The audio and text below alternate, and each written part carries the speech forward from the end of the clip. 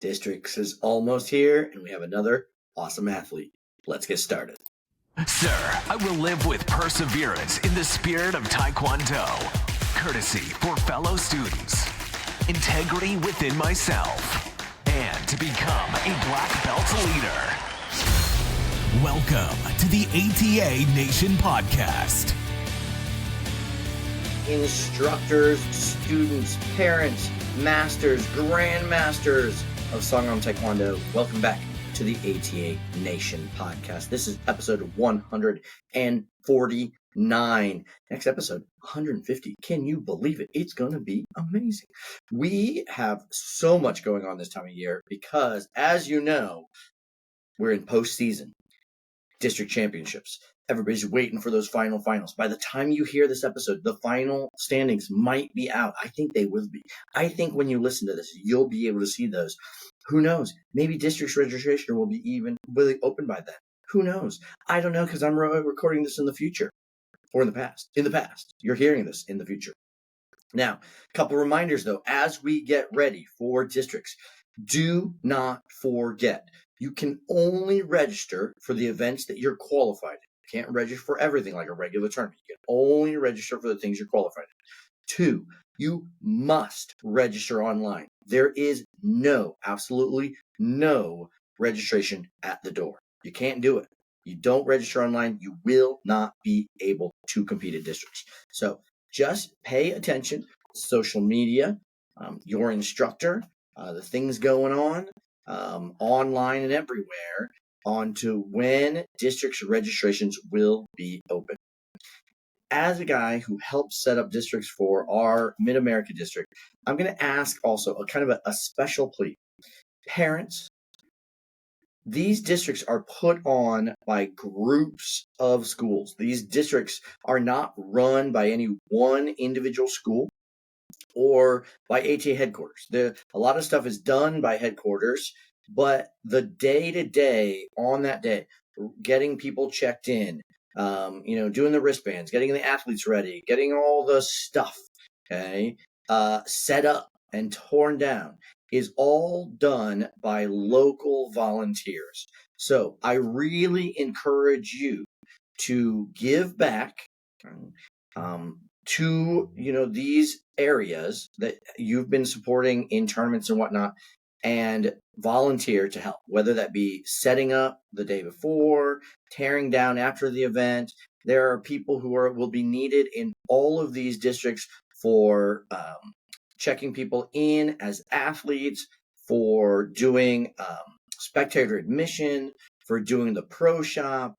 All of that is run by volunteers. So I really would appreciate it. And I think all of our districts would appreciate if you reached out to your instructor and were just like, hey, as a parent, I would like to watch my kid when they go, but I would love to be able to volunteer for an hour, 2 hours to help out with this event. I think that would be really awesome. Okay, let's get to our athlete of the week. Here we go. Special guest interview.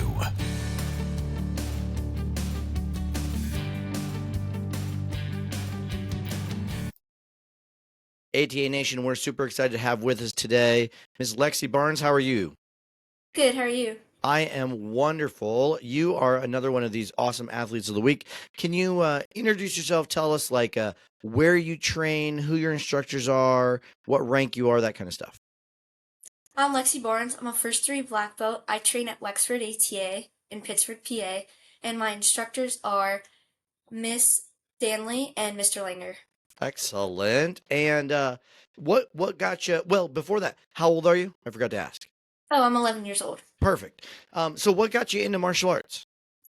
I've always been interested in doing martial arts, but I never knew what type of martial arts I wanted to do.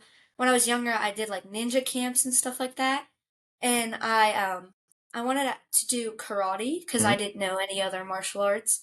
And I asked my dad, I was like, I want to do karate. I want to learn how to fight, be a ninja.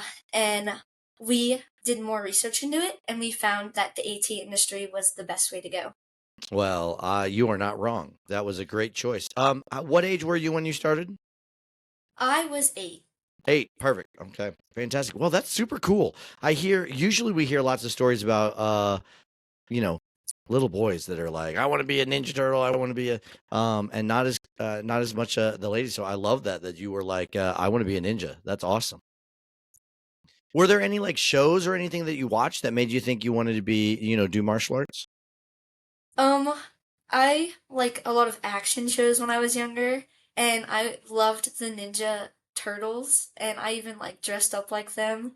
Yeah, I wanted to be a ninja since I was like 3. That is so cool. Which Ninja Turtle is your favorite? Raphael, that was my Ooh, favorite. that's a good choice, but I'm sorry, Donatello is better. But you can have your opinion. It's okay. Speaking of, then, what's your favorite weapon to train with? My favorite weapon to train with is either the Osendo or the Gumdo. I like Ooh, the swords a lot. very cool. I don't hear Osung Do come up as much. And have you done your first degree? You've done the black belt Osung Do form. Yes. Have you done the newest version with the whole different second half? No, not yet. Oh, you got to check this out. The new version, the second half that's all new, it is so cool. I just love the new Osung Do form. Really neat. So I would check love to learn it. yeah. You got to check that out sometime. Yeah. Okay. Hey, what events are you really, like your favorite thing to do at tournaments? My favorite thing to do at tournaments, it's usually combat sporting because I just love to how you always keep moving, and yeah, that's my favorite one. And I like weapons a lot too. Weapons a lot. Weapons competition, sparring competition, combat sparring. You were saying before this that you had some team sparring training. So, you're on a team? Yes. Okay, very good. Do you fight with both the traditional sparring and combat, or just this combat? Yeah, I do traditional and combat Very sparring. cool. What do you think about the team events? The team events, they usually take a while, but other than that, I really like being with my friends and sparring with them. Even if we don't win all the time, I like to compete with it. Yeah, that's one of the things I really love. I always have been a martial arts guy, so I didn't do team sports. That was never something I ever did. And I love that team sparring kind of brings that team aspect into it. So you can still do your individual sport, which is what I love to do. But here's this team aspect that keeps the camaraderie and then stuff with the life skills that we do in martial arts. So I like team. What if you were going to choose? I'm not going to say that we don't have events that we love them all. They're all great. But if you had to pick one that was maybe like not your favorite, which one would it be? No, my favorite is definitely sparring. I like sparring a lot, but when in my ring, I'm usually like, I'm in the taller ring, but I'm usually like the shortest one, and I get like kicked in the head. Not, it's just like, Yep. yeah. I understand. I understand. You know what? That's so funny. I was never in the taller ring. I was always in the smaller ring. But I can totally understand that, as a first degree especially. And that's one of the reasons I kind of like I wish they had team sparring when I was younger because I think like for myself, I wouldn't have wanted to do sparring that much, but I would have wanted to be on a team. So it made me work on sparring because I just wanted to be part of a team that way. Yeah, I'm with you. I totally understand. Hey, uh, what are some of the goals that you have for your martial arts training? Maybe short term, long term, whatever. What kind of goals are you looking at as a martial artist? I really like teaching students, and I am a level 0 instructor, so I just have the red one.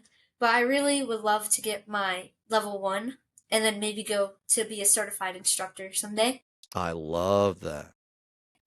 And Yeah. then I also want to be able to like have a more confident like thing where I can like teach the class by myself but with people just to help me out. I would love to just like go on myself with like a lesson plan and stuff like that.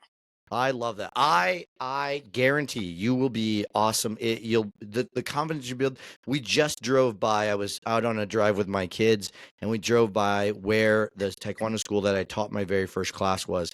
And I'm glad there's no video. They didn't have like cell phones and stuff back then because it was a horrible class. And I think I talk about this the whole time. I just whispered. I think most of them it was bad. And we didn't have great instructor training back then. They just kind of threw us in. But I think you're going to be an awesome instructor, a great inspiration to lots of athletes out there. I'm excited to get to see you, as we go and get to see all these athletes of the week. We get to see all these people, and just to get to see you guys grow and mature as martial artists, as athletes, as instructors, masters someday.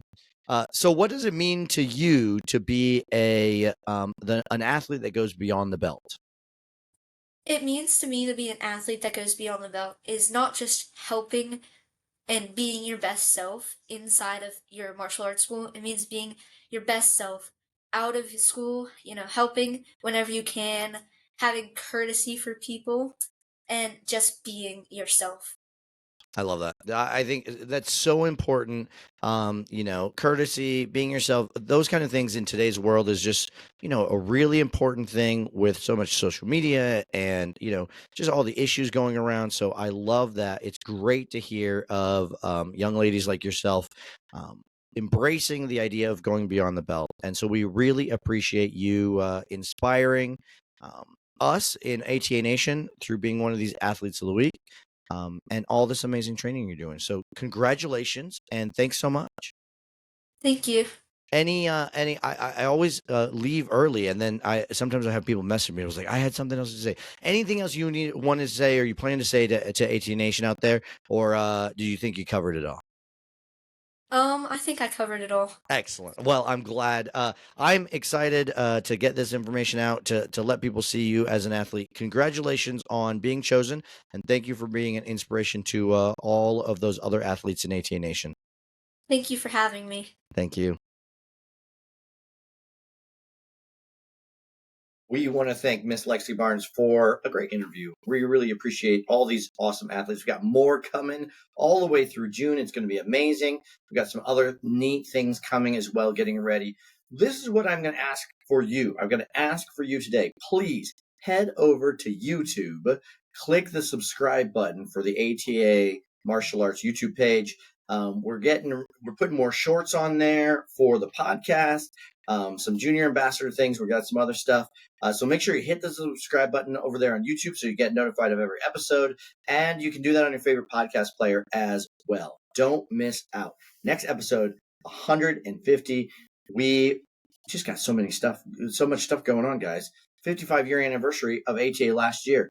We're into a brand new year. New season of, competition starting at Worlds. Oh, guys. Oh, I don't know if I can tell you this. Secret part. We'll do it at the secret part. Here we go. I think that's going to wrap it up for today. Make sure you're out there going beyond the belt.